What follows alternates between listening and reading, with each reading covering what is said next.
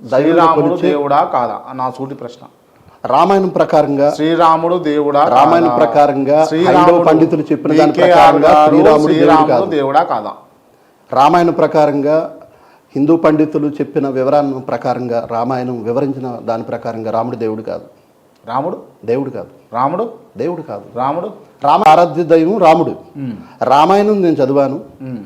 అలాగే ఒక్క నిమిషం రామాయణంలో ఏముంది? రామాయణంలో ఏముంది మీరు చదివిన? రాముడు మనిషి. ఓవరాల్ గా ఒక వాక్యంలో చెప్పాలనుకుంటే మీరు వ్యాఖ్యలు మస్తు చెప్తారు కదా. ఒక వ్యాఖ్యలో చెప్పాలంటే రామాయణాన్ని మీరు ఒక వాక్యంలో ఏమని చెప్తారు? వాల్మీకి రచించిన ఒక మంచి కావ్యం, అంతే.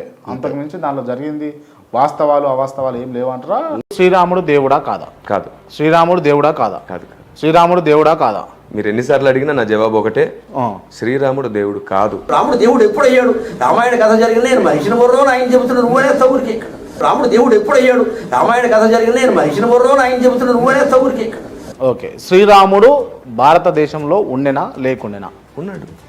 ఉండే. అంటే నేను అనేది ఏంటంటే ఈ రామాయణం ప్రకారంగా శ్రీరాముడు భారతదేశంలోనే ఉన్నాడని చెప్తున్నారు. భారతదేశంలో శ్రీరాముడు సంచరించిండు, శ్రీలంక. రామాయణం నిజమే అని మీరు నమ్ముతారా? లేదు, దాంట్లో చాలా డౌట్స్ ఉన్నాయి. సరే, రామాయణం జరిగింది అని అంటే ఒక్క వర్డ్లో జరిగిందా జరగలేదా? అదే చెప్తున్నా. మీ ఉద్దేశం? మన పెద్దలు పురాణాలను చాలా వరకు ఫిగరేటివ్ గా మెన్షన్ చేస్తూ వచ్చారు. ఒకటి ఉంటే దాన్ని 10గా అర్థమయ్యేటట్లు చేయడానికి. అంటే స్పిరిచువల్ వార్ఫేర్ లో ఎలా ఉంటుందంటే కొన్ని రియల్ గా జరగకపోయినా సరే ఒక ఉపమానం చెప్పేసి దాని ద్వారా మనం ఒకటి నేర్చుకోవాలనే తపన కలిగించారు.